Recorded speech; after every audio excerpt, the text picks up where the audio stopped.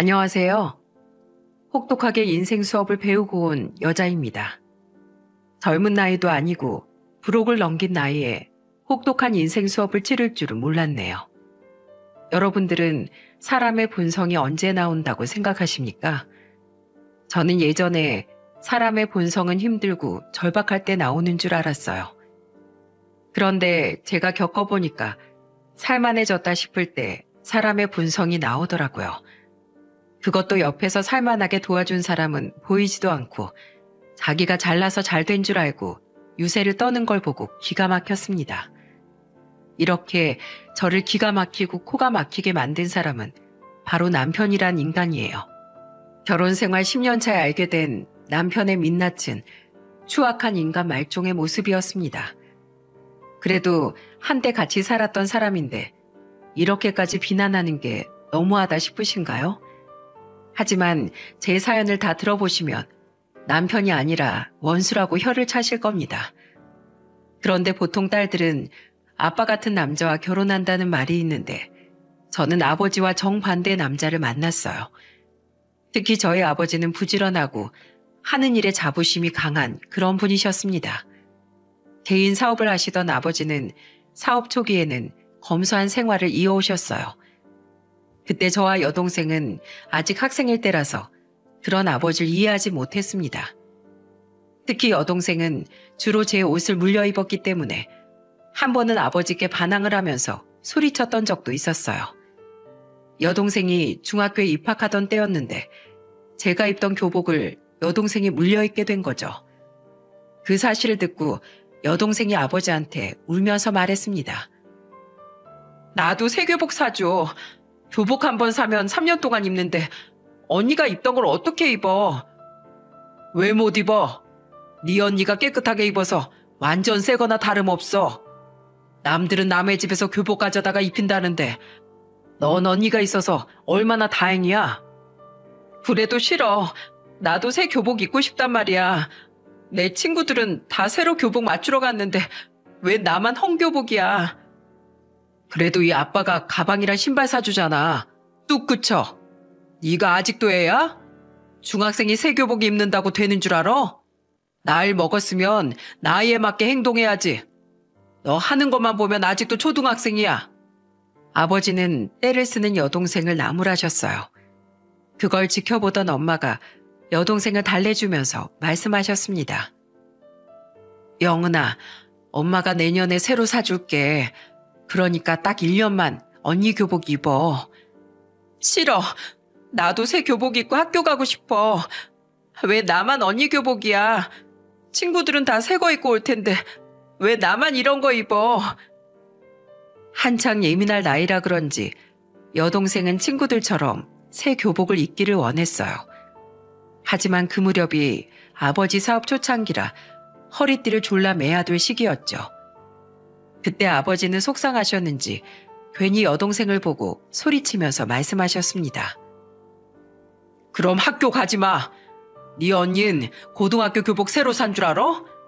아빠 친구 딸이 입던 교복 물려 입은 거야. 왜 넌 네 고집만 부려? 다 집안 형편껏 사는 거야. 뱁새가 황새 쫓아가다 가랑이 찢어진다는 말도 몰라? 아빠는 너 가방이랑 신발만 사줄 수 있다고 분명하게 말했어. 새 교복 입고 학교 가고 싶으면 학교 가지 마. 아버지의 호통에 여동생은 울음을 뚝 그쳤습니다. 그때는 저도 남이 입던 교복을 물려 입는 게 너무 싫더라고요. 하지만 사업 초창기였던 아버지가 밤낮으로 일하시는 걸 보니까 제 고집만 부릴 수 없었습니다. 그래서 저는 그날 저녁 방에 혼자 계시던 아버지한테 가서 조심스럽게 말했습니다.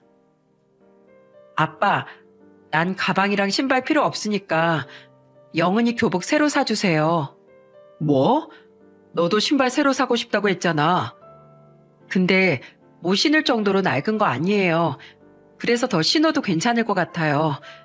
어차피 저는 공부만 하니까 괜찮은데 영은이는 왈가닥이라 교복 험하게 입을 거예요. 아빠가 미안하다. 갑자기 사업을 벌리는 바람에 너희들한테 제대로 해주지도 못하는 것 같구나. 다른 것도 아니고 아빠 일이잖아요. 저는 괜찮으니까 영은이 교복 새로 사주세요. 아직 어려서 민감할 거예요. 그래, 아빠가 미안하다. 금방 나아지면 아빠가 너 원하는 것부터 해줄게. 네, 저 너무 신경 쓰지 마세요. 저는 그때 여동생을 위해서 제가 조금 양보하기로 했어요. 초등학교에서 중학교로 입학하는 동생이 기분 좋게 시작하길 바랬거든요. 어려운 시기에도 서로 양보도 하면서 우애 좋게 컸습니다. 가족들이 조금씩 배려하면서 견디다 보니까 아버지 사업도 자리를 잡아가고 있었습니다. 제가 대학생이 될 무렵에는 집안 형편이 좀 넉넉해지면서 아버지도 여유를 찾으셨어요. 아버지는 사업이 자리 잡고 나서 제일 먼저 한 것이 가족들을 챙기는 일이었어요. 그런데 가족들을 위해서라면 큰 돈도 쓰시는 분이 본인을 위해서는 10원 한 장 그냥 쓰지 않으셨습니다. 심지어 아버지는 패딩을 한 벌 사면 찢어지기 전까지는 그냥 쭉 입고 다니셨어요. 그걸 지켜보던 저는 계속 신경이 쓰였습니다. 그래서 저는 대학 졸업 후 첫 직장에 입사하자마자 아버지께 패딩을 선물했습니다. 아버지가 자주 입던 패딩이 너무 낡아 있었거든요. 제가 패딩을 드리자 아버지는 놀란 목소리로 말씀하셨어요. 나 겉옷 있는데 뭐하러 이런 걸 샀어? 첫 월급이면 사고 싶은 것도 많을 텐데. 아빠 패딩이 너무 낡아서 색도 바랜 것 같아서 한 벌 샀어요. 나이 드실수록 겉옷을 잘 챙겨 입으셔야 한다니까요. 됐어. 다 늙은 아저씨 누가 그렇게 쳐다본다고. 아빠, 그래도 명색이 사장님이신데 옷은 좀 갖춰 입으셔야죠. 앞으로 아빠 겉옷은 내가 책임질게요. 아이고, 내가 딸 잘 둬서 아주 호강하네. 이래서 아들보다는 딸이 최고라니까. 내가 열아들 안 부럽다. 아버지는 말로는 괜찮다고 하시면서도 첫 월급으로 제가 사드린 잠바가 마음에 드셨는지 이리저리 살펴보셨어요. 가족들한테 쓰는 돈은 아까워하지 않으면서 아버지는 본인한테 쓰는 돈은 아끼셨습니다. 그런 아버지를 보면서 감사하기도 하고 짠하기도 했어요. 그 후 여동생이 직업 군인으로 살기 시작했을 때 아버지는 여동생을 자랑스럽게 생각하셨어요. 그렇게 가족들은 각자의 위치에서 치열하게 삶을 살아갔습니다. 그리고 시간이 흘러 저는 직장 동료 소개로 만나 2년 정도 연애하던 남자친구와 결혼을 결심하게 됐어요. 남자친구는 시댁 식구들과 같이 매물로 나온 숙박업소를 같이 인수해서 식구들과 운영 중이었죠. 형편이 넉넉한 편은 아니었지만 누구보다 성실한 사람이었습니다. 어려운 상황에도 꿋꿋하게 이겨내는 사람이라서 믿음이 더 갔습니다. 그렇게 저희 집에 처음 인사 갔을 때 아버지는 남편을 보면서 물었어요. 숙박업소는 가족들이랑 같이 운영 중인가? 네, 부모님이랑 같이 운영 중입니다. 부모님께서 아들을 기특하게 생각하시겠네. 가족끼리 운영하는 게 쉬운 일이 아닐 텐데 적성엔 잘 맞나? 가족끼리 같은 마음으로 운영하다 보니까 나름대로 잘 되고 있는 것 같아요. 사실 이 사업으로 대박을 바라기보다 가족들이랑 돈 걱정 많이 안 하고 잘 살았으면 좋겠어요. 그게 제 바람이에요. 아이고, 참 기특한 생각을 가지고 있네. 나도 우리 애들 어릴 때 사업한다고 실패도 많고 우여곡절이 참 많았어. 그래도 가족들 생각해서 견디다 보니까 이만큼 올 수 있었지. 자네도 지금 마음 변치 말고 잘해보게. 네, 아버님. 주연이 호강시켜주면서 열심히 살겠습니다. 아버지는 넉넉한 형편은 아니었지만 열심히 살아가는 남편의 이야기에 공감해 주셨습니다. 사실 그날 남편은 아버지를 뵙기 전 잔뜩 긴장한 채 갔었어요. 그런데 생각보다 아버지와 대화가 잘 끝나자 남편은 저한테 안도의 한숨을 쉬면서 말했습니다. 나 실수한 거 없나? 너무 긴장하고 가서 무슨 말 했는지 모르겠어. 괜찮았어. 우리 아빠가 응원도 해주셨잖아. 혹시나 내가 너무 부족해서 싫어하시면 어떡하나 걱정했는데 다행이다. 좋은 말씀 많이 해주셔서 오히려 내가 응원을 받은 기분이야. 우리 아빠도 바닥부터 시작해서 지금 위치까지 오신 거야. 나 학교 다닐 땐 교복도 물려입고 그랬다니까. 정말? 너무 멋지시다. 나도 꼭 열심히 해서 노후에는 아버님처럼 멋있게 나이 들고 싶어. 오빠도 할 수 있어.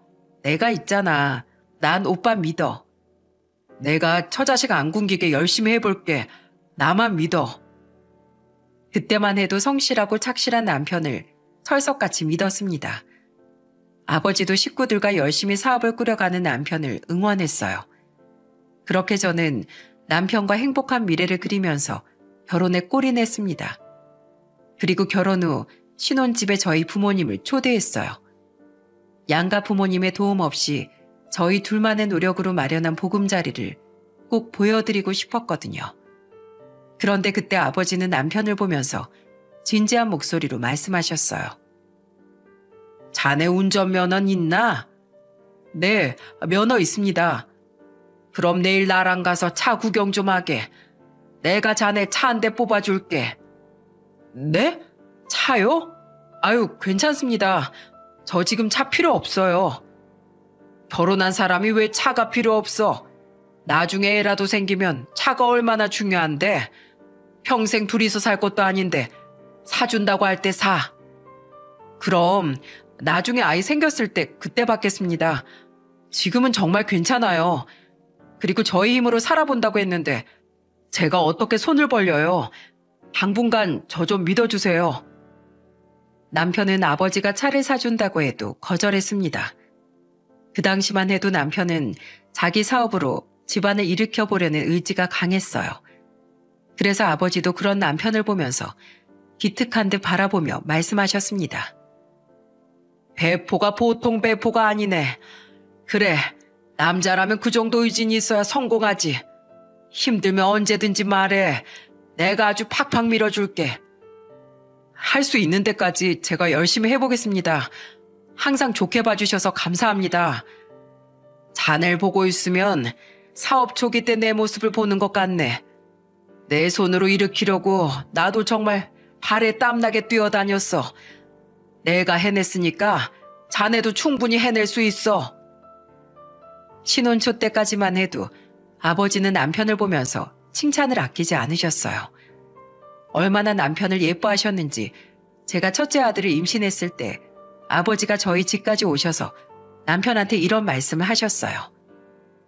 자네, 이거 받아. 차 키를 왜 저를 주세요? 내가 자네 주려고 차 뽑았으니까 주지. 네? 차를 정말 계약하신 거예요? 내가 또 그냥 오면 자네가 안 받는다고 할 게 뻔하니까 아예 계약하고 차 나올 때까지 기다렸다가 온 거야. 제가 이걸 어떻게 받아요? 저희 정말 괜찮습니다. 저희가 쓸 차는 제가 알아볼게요. 자네 지금 내 성의를 무시하나? 어른이 주면 그냥 잘 쓰겠습니다 하고 받기도 해야 하는 거야. 제가 아버님께 해드린 것도 없어서 정말 죄송스러워서 그래요. 자네가 해준 게 뭐가 없어. 우리 딸이랑 잘 살고 있고 곧 있으면 손자도 태어날 텐데 자넨 충분히 자기 역할 잘하고 있네. 자네가 잘하고 있으니까 내가 어디서 기죽지 말라고 이런 차도 사주는 거야. 그러니까 앞으로도 사고 치지 말고 지금처럼만 잘해. 아버님, 감사해요. 저 이렇게 믿어주셔서 제가 정말 몸둘 바를 모르겠습니다. 자네 이제 가장이야. 그러니까 항상 당당하게 다녀. 난 자네를 믿네. 아버지의 말에 남편은 감사해했어요. 그리고 남편은 제가 병원 가는 날마다 운전기사를 자처했습니다. 아이가 생기면서 남편은 예전보다 책임감이 더 생긴다면서 일에 전념하기도 했어요. 그런 남편의 노력 덕분인지 첫째 아들은 건강하게 태어났습니다. 그런데 큰아들이 태어난 후부터 남편은 아들을 잘 키워보겠다는 과욕이 생기기 시작했던 것 같아요. 양쪽 집안에서 첫 손자다 보니까 시부모도 친정 부모님도 제 아들을 너무 예뻐하셨어요. 특히 저희 아버지는 시간이 나면 자주 큰아들을 보러 오셨습니다. 그런데 한 번은 아버지가 남편과 같이 술에 저녁을 드셨던 적이 있었어요. 취기가 살짝 오른 아버지가 남편한테 이런 말씀을 하셨습니다. 숙박업소는 요즘 잘 운영되는 거야? 그냥 현상 유지만 하는 정도예요. 더 잘 됐으면 좋겠는데 도무지 방법을 모르겠네요. 사업이 원래 마음대로 잘 안 풀려. 그래도 항상 꾸준하게 해야 기회가 왔을 때 잡을 수 있는 거야. 남자가 기죽으면 될 일도 안 풀려. 집안의 가장은 일 안 풀린다고 기죽어 있으면 못 써. 항상 당당하게 어깨 펴고 다녀. 네, 걱정 마세요. 최선을 다해볼게요. 그리고 항상 주머니에 현금은 꼭 넣고 다녀. 바깥일 하는 사람은 주머니가 안 비게 해야지. 자, 이건 내가 주는 특별 보너스야. 아버님, 저한테 왜 이런 걸 주세요? 저 괜찮습니다. 에휴, 너도 곳간이 차 있어야 자신감이 생기지. 사람이 돈이 있어야 당당하게 다니는 거야. 사람들 만나면 얻어먹지만 말고 술값도 내고 해. 그리고 애 키우다 보면 돈 들어갈 일도 많으니까 잘 가지고 있게. 남편은 아버지가 건넨 봉투를 받고 깜짝 놀랐어요. 그 봉투에는 200만 원이 들어있었거든요. 아버지도 사업하면서 어려웠던 때가 있어서 그런지 남편을 잘 챙겨주셨어요. 이런 아버지의 호의를 처음에는 남편도 감사한 마음으로 받았습니다. 그런데 호의가 계속되면 권리로 생각하는 사람이 있지 않습니까? 그게 바로 저희 남편이었어요. 아버지가 응원하는 마음으로 남편을 챙겨줬던 건데 그때 남편은 착각을 하기 시작한 겁니다. 그리고 문제는 제가 둘째를 임신했을 때 터지기 시작했어요. 그 무렵 남편이 숙박업소를 리모델링 하려고 견적을 알아보고 있었죠. 그런데 생각보다 리모델링 비용이 많이 나온 것 같았어요. 그래서 저는 걱정스러운 목소리로 남편한테 말했죠. 여보, 리모델링 비용도 많이 드는데 나중에 좀 더 여유 있을 때 하자. 우리 둘째도 곧 태어나잖아. 숙박업이 트렌드에 얼마나 민감한 줄 알아? 사람들을 오게 하려면 요즘 트렌드에 맞게 꾸며야 올 거 아니야. 그렇다고 지금 무리해서 다 뜯어고치면 우린 뭐 먹고 살아. 나한테 다 생각이 있으니까 걱정 마. 남편은 인테리어 비용으로 1억 정도가 부족한 상태였어요. 그런데 이미 둘째까지 생긴 마당에 대출받아서 진행하기가 좀 부담스럽게 느껴질 수밖에 없었습니다. 상황이 이런데도 남편은 방법이 있다면서 저한테 걱정 말라고 했어요. 그 후 저는 남편이 생각해낸 방법의 실체를 알고 기가 막혔습니다. 어느 날 남편이 뜬금없이 집으로 저희 아버지와 같이 들어오는 거예요. 저는 갑자기 아버지가 오시길래 깜짝 놀라서 물었습니다. 아빠, 무슨 일로 오셨어요? 오늘 온다는 말도 없으셨잖아요. 이 서방이 중요하게 할 말이 있다고 같이 가자고 하길래 왔다. 남편이 할 말이 있다고 그랬어요? 그래, 그래서 너도 볼 겸 우리 큰손자도 볼 겸 해서 왔지. 저는 남편이 갑자기 저희 아버지한테 중요하게 할 말이 있다는 말에 의아했어요. 그런데 그날 저녁 남편이 아버지한테 털어놓은 중요한 말을 듣고 깜짝 놀랐습니다. 남편이 갑자기 아버지께 술을 한 잔 따라드리면서 황당한 말을 했어요. 아버님, 요즘 숙박업소 트렌드가 깔끔하고 모던한 인테리어더라고요. 그래서 저도 제가 운영 중인 곳을 제대로 리모델링 좀 해볼까 하는데 어떻게 생각하세요? 아, 좋지. 인테리어가 바뀌면 분위기도 달라질 텐데 훨씬 좋겠구만. 그렇죠? 근데 이게 인테리어를 하려고 하니까 돈이 너무 많이 드네요. 얼마나 들길래 그래? 여기저기 다 끌어와도 1억 정도가 부족해요. 1억? 인테리어가 보통 일이 아니네. 그래서 말인데요. 아버님, 1억 정도 여유가 되면 좀 도와주실 수 있으세요? 설마 했는데 남편이 아버지한테 돈 얘기를 꺼내는 걸 보고 기겁했습니다. 돈이 없으면 안 해야 되는 거 아닌가요? 그런데 너무 뻔뻔하게 아버지한테 돈 얘기를 하는 걸 보고 저는 깜짝 놀랐어요. 아버지도 당황하셨는지 난감한 목소리로 말씀하셨어요. 나도 사업을 하는데 그렇게 큰 돈을 어떻게 주나? 자네도 사업하니까 알 거 아니야. 일하다 보면 또 언제 어떻게 돈이 필요할지 모르는데. 우선 도와주시면 제가 금방 갚을게요. 한 번만 좀 도와주세요. 그동안 저한테 용돈도 잘 주셨으면서 왜 중요한 거 못 도와주세요? 내가 그동안 자네한테 현금 조금씩 주던 거랑 이게 같은 줄 알아?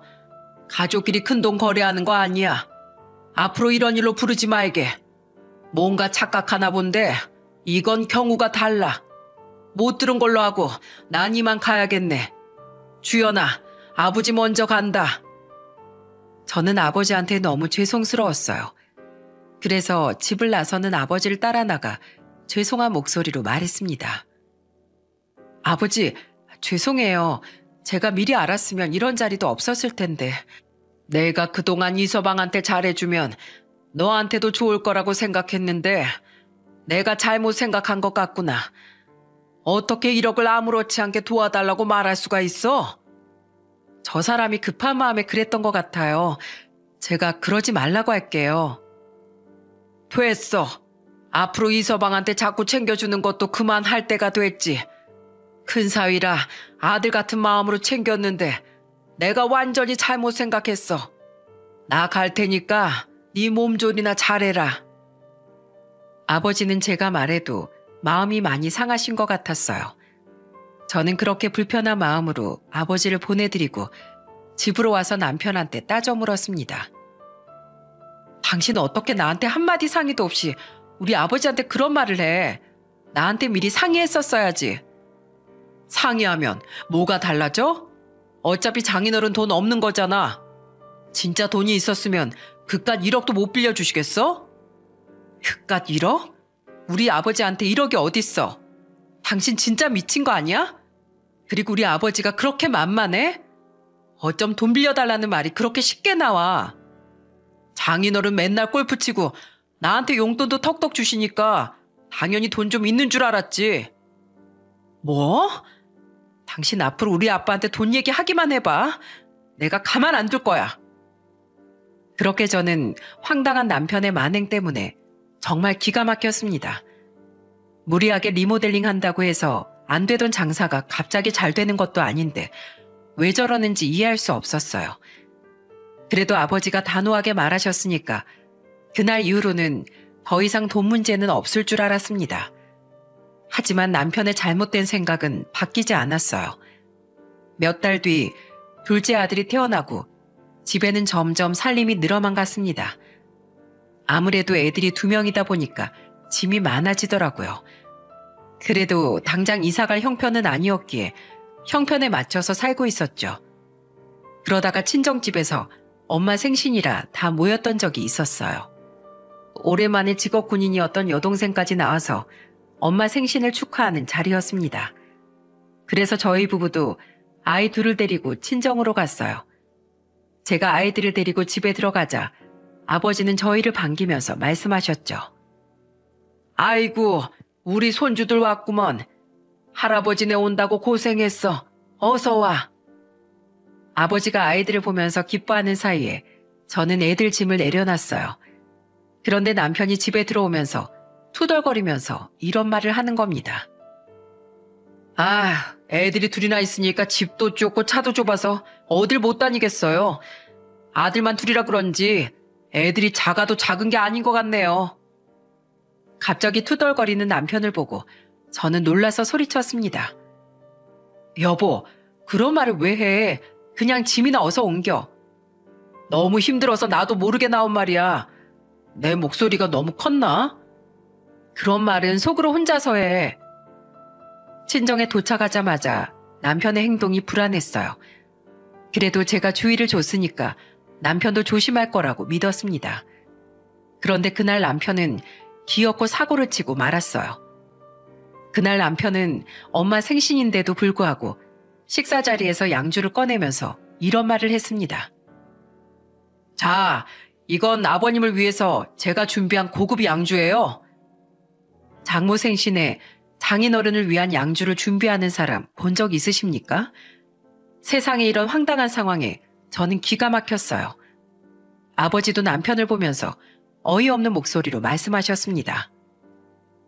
자넨 오늘 장모 생일인데 내가 마실 술을 준비하면 어떡하나? 네? 아, 부부는 일심동체니까 같이 마시는 거죠. 장모님은 아내가 용돈 준비했어요. 딸이 챙기는 거랑 사이가 챙기는 게 같은가? 자넨 꼭 그렇게 중요한 순간에 센스가 부족해. 아휴. 아버지가 혀를 차면서 말하자 남편도 아차 싶었는지 어색하게 웃었어요. 분위기가 냉랭해지자 여동생이 분위기를 바꾸려고 웃으면서 말했습니다. 에이, 누가 뭘 준비하면 뭐가 어때? 오랜만에 가족들 다 같이 모인 좋은 날인데 그냥 먹어요. 형부가 좋은 술 사왔네. 그 순간 여동생이 분위기를 바꿔서 그나마 다행이었어요. 그래서 겨우 화기애애해진 분위기에서 밥을 먹고 있었습니다. 그런데 남편이 취기가 좀 오르자 아버지께 또 헛소리를 하는 겁니다. 아버님, 손자들 너무 예쁘시죠? 그럼 우리 손자들 눈에 넣어도 안 아프지? 그럼 저 차 좀 바꿔주세요. 애들 둘 태우려니까 차가 너무 좁아서 못 다니겠어요. 뭐야? 내가 왜 자네 차를 바꿔주나? 손자들 자주 보고 싶으시면 제 차가 넓어야 애들 데리고 다니죠. 내가 첫 차 해줬으면 됐지. 두 번째 차는 자네가 뽑아야 되는 거 아닌가? 자네도 양심이라는 게 좀 있어 보게. 내가 말 안 하려고 했는데 정말 해도 너무하네. 그런 소리 할 거면 이 술도 다시 챙겨서 가게. 왜 그러세요? 돈 쌓아두고 사시면서 그 정도도 못 따주세요? 뭐? 내가 아무리 돈을 산더미처럼 쌓아놨어도 자네 같은 사람한텐 이런 한 푼도 못 도와줘. 결국 엄마 생신날 남편은 산통 깨는 소리를 해서 분위기를 망쳐놨어요. 보다 못한 엄마도 화가 나서 저희 부부를 보면서 말했습니다. 가만 보니까 축하하러 온 게 아니라 칼만 안 든 강도들이구만. 어서 가보게. 이런 기분으로 밥이 넘어가겠나? 됐으니까 다들 집에 가. 남편의 말 한마디에 좋았던 분위기는 또 냉랭해졌고 결국 집으로 돌아왔어요. 집으로 돌아온 저는 남편한테 소리치면서 말했습니다. 당신은 대체 무슨 생각으로 그런 소리 하는 거야? 미쳤어? 어려우면 손 좀 벌릴 수도 있지. 뭐가 문제야? 당신 부모님한테 손 벌려. 왜 맨날 우리 아빠한테 그러는 거야? 아, 지금 여기서 우리 부모님 얘기가 왜 나와? 어차피 돌아가실 때 이고 가실 것도 아닌데 필요할 때 주면 좋잖아. 뭐라고? 아버지가 평생 힘들게 버신 돈을 왜 우릴 줘? 두 분 노후 자금으로 써야지. 한 번만 더 우리 아빠한테 돈 얘기 꺼내기만 해봐. 내가 가만 안 둘 줄 알아. 그렇게 남편과 저는 돈 문제로 또 한 번 싸웠어요. 그때 남편이 돈에 미쳤나 싶을 정도로 자꾸 틈만 나면 아버지한테 돈 얘기를 꺼내는 겁니다. 남편이 시댁 식구들과 하는 사업이 잘 안 풀리니까 남편은 전전긍긍했어요. 그래서 남편과 계속 돈으로 싸우는 날이 늘어갔습니다. 심지어 남편은 무리하게 대출까지 받아서 숙박업소 리모델링까지 한 상태였죠. 그런데 이것 때문에 괜히 숙박료만 올라가서 그나마 오던 손님들도 줄기 시작한 겁니다. 가난이 대문으로 찾아오면 사랑이 창문으로 도망간다고 하지 않습니까? 그때부터 남편과 저는 눈만 마주치면 돈으로 싸웠어요. 심지어 둘째 아들이 이유식을 시작했을 땐 남편이 제가 봐온 장바구니를 보면서 이런 말도 했습니다. 당신은 돈이 어디 있다고 맨날 이유식 재료를 다 비싼 것만 사와. 이게 뭐가 비싸. 이것도 그나마 아끼고 아낀 거야. 어차피 애들 먹으면 다 똥으로 나오는데 대충 먹여. 뭐? 당신은 먹고 안 싸? 왜 애들 먹는 걸로 난리야. 당신 먹는 거 줄이기 전에 입조심부터 해. 돈이 아무리 없어도 애들 먹는 걸로 저러는 건 너무한 거 아닙니까? 별거 아닌 문제도 남편이 다 돈으로 연결 지으니까 기가 막힐 노릇이었습니다. 그런데 몇 달 뒤 아버지가 갑자기 사업을 정리하기 시작하셨어요. 저는 무슨 일이 있나 싶어서 아버지께 전화해서 걱정스러운 목소리로 물었습니다. 아빠, 엄마한테 들어보니까 요즘 사업 정리하신다면서요. 무슨 일 있으세요? 아, 별일 없다. 그냥 이제 나도 나이가 있으니까 네 엄마랑 노후 좀 즐기려고. 나도 기운 남아있을 때 좋은 곳으로 여행도 가봐야지. 잘 생각하셨어요. 그동안 가족들 책임지느라 고생하셨잖아요. 엄마랑 둘이서 여행 다니면서 쉬세요. 그래, 고맙다. 우리 딸이 그렇게 말해주니까 내 인생에 훈장이 생긴 것 같네. 제가 애들 키워보니까 부모님 마음을 이제야 좀 알 것 같아요. 정말 감사해요. 저는 아버지가 노후를 즐기기 위해 사업을 정리하신다는 말에 너무 기뻤어요. 제가 자식을 키워보니까 부모님께서 저를 키우면서 얼마나 힘드셨을지 알겠더라고요. 그래서 저는 아버지의 은퇴를 두 팔 벌려 환영했습니다. 하지만 그런 아버지의 소식을 들은 남편은 행동이 달라지기 시작했어요. 심지어 아버지가 사업을 접으니까 남편은 저한테 어이없다는 듯이 물었습니다. 아버님이 왜 사업을 접어? 망하신 거야? 망했으면 왜? 당신이 가서 돈이라도 보태드리게? 미쳤냐? 지금 내 코가 석자야. 리모델링한 숙박업소도 장사 안 돼서 미치겠는데 무슨 소리야? 아버님한테 우리도 먹고 죽을래도 돈이 없다고 말해. 괜히 우리한테 손 벌리면 어떡해? 뭐? 그걸 지금 말이라고 해? 그동안 아빠가 당신한테 얼마나 잘해줬는데 그딴 소리를 해. 해준 건 해준 거고 형편껏 살아야지. 우린 살 날이 더 많은데 살아야 할 거 아니야. 와, 진짜 당신 소름 끼친다. 우리 아버지야말로 당신한테 손 벌릴 일 없으니까 당신이나 손 벌리지 마. 누울 자리를 보고 다리를 뻗어야지. 내가 미쳤어? 아, 이젠 비빌 언덕도 없어졌네. 남편의 말에 저는 큰 충격을 받았어요. 그동안 아버지는 사위라고 챙겨주셨는데 아버지가 망한 줄 알았던 남편은 저런 소리를 하니까 기가 막혔습니다. 저는 남편과 싸우는 횟수가 늘어만 갔습니다. 그러면서 사이도 점점 멀어져만 갔어요. 그 무렵 경기도 점점 나빠지면서 남편의 숙박업소 사업도 어려워졌습니다. 그런데 남편은 이 상황에 또 다른 사업을 구상하더니 저한테 눈을 반짝이면서 말했어요. 요즘 실내 야구 연습장이 인기라는데 나도 그거나 한번 해볼까? 지금 하고 있는 것도 제대로 못하면서 뭘 또 하겠다는 거야. 지금 하고 있는 게 어려우니까 다른 길을 찾아보겠다는 거지. 돈이 어디 있다고 자꾸 일을 벌리냐고. 당신이 사업을 알아? 내가 알아서 할 테니까 신경 꺼. 도무지 말이 안 통하는 남편 때문에 환장하는 줄 알았습니다. 여러분들 실내 야구 연습장 가본 적 있으신가요? 남편은 기어코 그게 요즘 돈이 된다면서 실내 야구장에 또 투자한 겁니다. 그런데 문제는 그 후부터였어요. 무리하게 대출받아서 투자하다 보니까 이자 내기도 벅찼던 거예요. 입에 풀칠하기도 힘들어진 남편이 몇 달 만에 태세 전환을 하면서 저한테 애원하면서 말하더군요.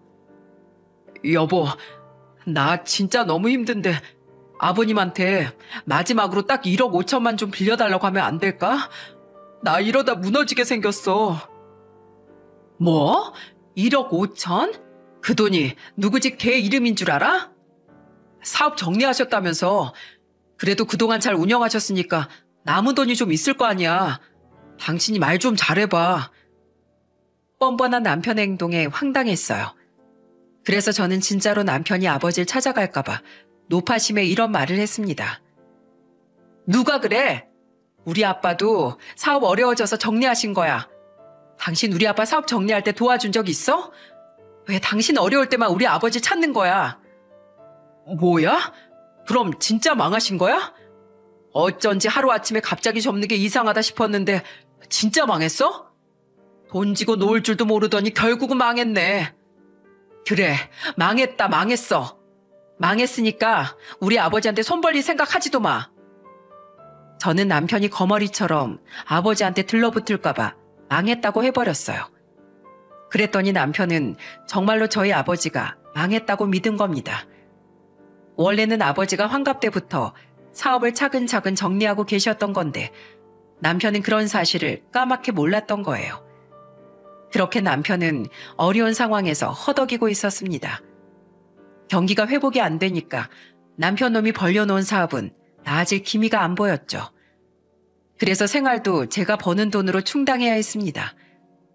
그런데 그 와중에도 시댁은 정말 뻔뻔했어요. 한 번은 시모가 저한테 전화해서 황당한 말을 하더군요. 바깥 사돈 사업 망했다면서? 그럼 너 이제 비빌 언덕도 없는데 시댁에 납작 기어야 하는 거 아니니? 그게 무슨 소리세요? 납작 기다니요? 그동안 잘 사는 친정 믿고 시댁에 소홀했으면 이제 알아서 잘해야 할 거 아니야.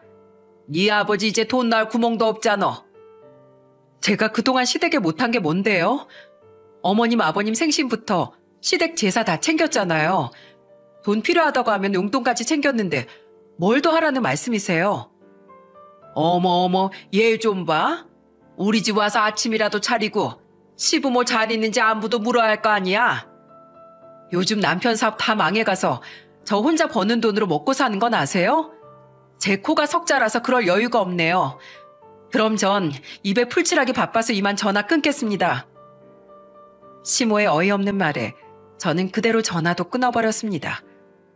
꼭 제 친정이 휘청이길 바란 사람처럼 시댁도 그렇고 남편도 그렇고 저를 무시하기 시작했어요. 그 사이 아버지가 사업을 정리하신 지도 어느덧 1년 9개월이 지났을 때였습니다. 이제 막 노후를 즐기시던 아버지한테 슬픈 운명이 찾아온 거예요. 항상 건강하셨던 아버지가 어느 날 갑자기 심장마비로 세상을 떠나신 겁니다. 성실하게 살아온 아버지한테 어떻게 이런 일이 생겼는지 정말 날벼락 같았어요. 허망하게 세상을 떠난 아버지 장례를 치르면서 엄마는 정신을 잃으실 정도로 오열하셨습니다. 평생 일만 하던 사람이 이렇게 가는 법이 어딨어. 뭐가 급해서 이렇게 떠나. 난 어떻게 살라고 이렇게 가. 여보, 당신 없이 난 어떻게 살라고. 땅을 치면서 우는 엄마를 보면서 보는 사람도 가슴이 미어졌어요. 그런데 그 와중에 저를 더 미치게 만든 게 뭐였는 줄 아십니까? 바로 남편 놈이 더 이상 뜯어먹을 게 없으니까 장례식장에도 안 오는 겁니다. 장례 첫날 여동생은 저한테 화를 내면서 물었어요. 형부는 장례식에 안 오겠다는 거야? 정말 너무한 거 아니야? 아빠가 형부한테 얼마나 잘했었는데. 내가 미안해.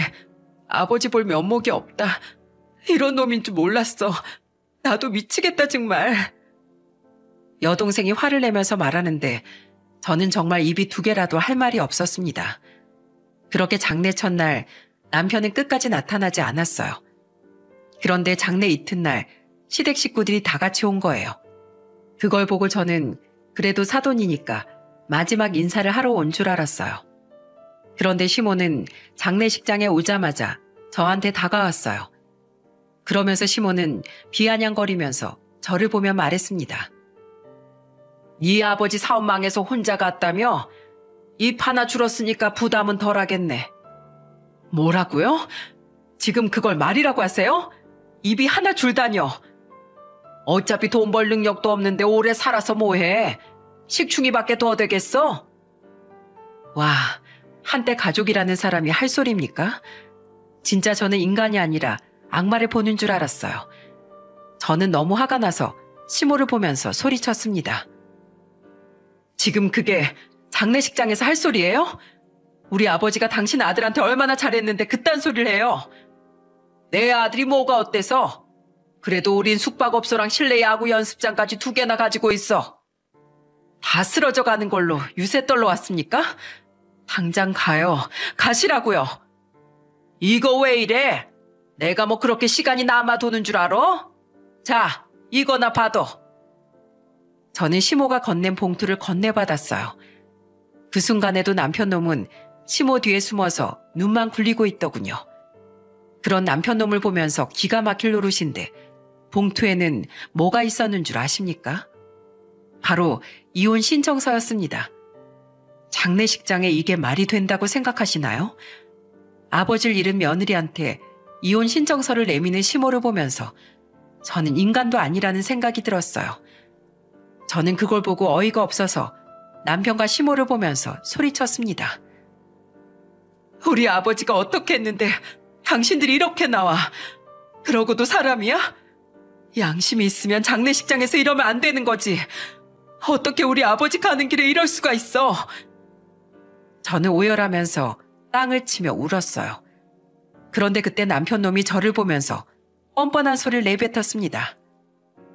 야, 솔직히 아버님 앞으로 있는 빚 떠넘겨 받을지도 모르는 상황에 이혼부터 해야지. 내가 그 정도 계산도 못하는 줄 알아? 뭐라고? 빚? 그럼 지금 빚 때문에 그러는 거야? 정은 정이고 산 사람은 살아야지. 그러니까 이혼 도장이나 찍어. 순순히 찍어주면 애들 다 네가 데려가게 해줄게.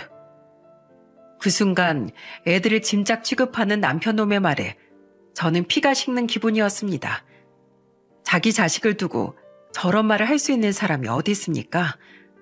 그런데 그 순간 물통을 들고 나타난 엄마가 남편한테 물을 뿌려버리면서 소리쳤어요. 이런 악귀 같은 것들! 내 남편 장례식에서 썩 꺼져! 물에 빠진 생쥐꼴이 된 시모와 남편은 완전히 젖은 채로 서 있었어요. 그리고 시모는 엄마를 보고 소리쳤습니다. 이 여편네가 미쳤나? 어디서 잉패야? 빚더미 안더니 정신도 돌아버린 거 아니야? 그래, 나 미쳤다. 더 험한 꼴 보기 싫으면 당장 네 새끼 데리고 꺼져. 가라면 못 갈 줄 알고 이혼 도장이나 찍어. 남의 아들 등에 거머리처럼 붙을 생각하지 말고. 그래, 니들이 그렇게 알아서 떨어져줘서 고맙다. 썩 꺼져. 엄마가 양동이로 뿌린 물벼락에 맞은 시모와 남편놈은 도망치듯 장례식장을 도망쳤어요. 저는 그때 엄마한테 안겨서 눈물을 흘리면서 말했습니다. 엄마, 죄송해요. 다 제 죄예요. 아니야. 잘못은 저놈이 했는데 왜 네가 사과를 해. 차라리 잘 됐어. 이혼해라. 깔끔하게 이혼하고 새 출발해. 그렇게 저는 아버지 장례식에서 하염없이 울었어요. 그리고 저는 장례식이 끝나자마자 합의 이혼으로 깔끔하게 정리했습니다. 그리고 남편놈이 매달 양육비를 보내기로 합의했어요. 그런데 여러분, 인생은 길고 짧은 건 대봐야 한다고 하지 않습니까? 이혼 후 몇 달 뒤에 무슨 일이 벌어졌는지 아십니까? 요즘 숙박업소에서 큰 문제가 되고 있는 몰카 사건이 남편놈이 운영하던 숙박업소에서 터진 겁니다. 동네에서 터진 사건이다 보니까 맘카페에서 난리도 아니었어요. 어떤 투숙객이 객실에 몰카를 설치해놨던 게 딱 걸린 겁니다. 발 없는 말이 천리 간다고 맘카페에서는 부정적인 댓글이 달리고 있었어요. 편히 쉬려다가 사생활 노출될 뻔했어요. 다들 땡땡 숙박 가지 마세요. 땡땡 숙박 가면 큰일 나요. 절대 가지 마세요. 요즘 몰카가 얼마나 무서운데 숙박업소 관리가 아주 개판이네요. 땡땡 숙박 원래도 객실 관리 엉망이었어요. 청소 제대로 안 하던 곳이라 몰카가 설치된지도 몰랐나 봅니다. 절대 가지 마세요. 인터넷에서는 이미 몰카 숙박업소로 낙인이 찍혀 있었어요. 결국 손님이 뚝 끊긴 남편놈은 숙박업소를 헐값에 내놓기까지 했습니다. 원래 시댁에서 인수했던 금액의 절반도 안 되는 금액에 내놓은 거예요. 이런 상황에 손해가 얼마나 크겠습니까? 그런데 망한 건 둘째치고 남편놈이 양육비를 안 보내는 거예요. 숙박업소를 정리하면서 실내 야구장까지 쫄딱 망한 남편놈한테 양육비 소송을 걸었습니다. 그러자 남편이 저한테 울면서 전화를 해온 거예요. 여보, 지금 나한테 소송을 걸면 어떡해. 나 진짜 너무 힘들어. 너 힘들다고 네 자식들 내팽개치면 되겠어?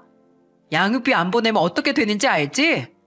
해외 출국도 못하고 인터넷에 네 신상도 공개될 거야. 진짜 당신 왜 이래? 당신도 먹고 살기 힘들어서 그래? 피차 서로 힘든데 이러지 좀 말자. 야, 누가 힘들어? 난 아버지가 남긴 유산이 있어서 무서울 거 없거든? 뭐야? 유산? 부도 나서 망한 거 아니었어? 유산이 어떻게 남아? 돈이라면 눈 돌아가는 너한테 내가 유산 얘기를 왜 하니? 우리 아버지 돈인데. 당장 양육비나 보내. 알겠어? 제발 한 번만 봐줘. 나 지금 있는 돈 다 털어서 차린 식당도 망하게 생겼어. 그건 네 사정이고 아빠 노릇하려면 양육비 보내. 저는 남편 놈한테 양육비 안 보내면 끝장을 보겠다고 으름장을 놨어요. 정말 저희 아버지가 쫄딱 망한 줄 알았던 남편 놈은 제가 유산을 받았다는 말에 깜짝 놀라더군요. 이래서 사람은 오래 겪어봐야 안다고 하나 봅니다. 저는 지금도 양육비로 전 남편과 소송 중이에요. 가난이 원수라는 말 들어보셨습니까? 가난이 억울하게 고통을 받게 만든다는 말인데 제가 겪어보니까 가난이 문제가 아닌 것 같아요.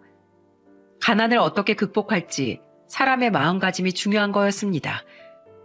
애초에 가난은 극복할 수 있는 의지만 있다면 이겨낼 수 있어요. 하지만 전 남편처럼 가난을 문제 삼아서 가족관계를 등지는 사람이 문제를 만드는 거였습니다. 인생은 한치 앞을 알 수 없는 만큼 가족을 믿어야 한다고 생각해요. 힘들 때 가족을 외면하는 게 아니라 서로 믿어준다면 돈독한 관계가 될 겁니다. 제 사연을 반면교사 삼아서 여러분들은 가족들과의 믿음을 쌓아가세요. 결국 힘든 순간 손을 내밀어주는 건 가족뿐이랍니다. 저는 현재 엄마와 같이 살면서 즐거운 일상을 보내고 있어요. 아이들도 할머니를 잘 따라서 여행도 자주 다닌답니다. 새해에는 더 좋은 시간 보내려고 계획 중이에요. 여러분들도 새해 복 많이 받으시고 행복하시길 바랍니다.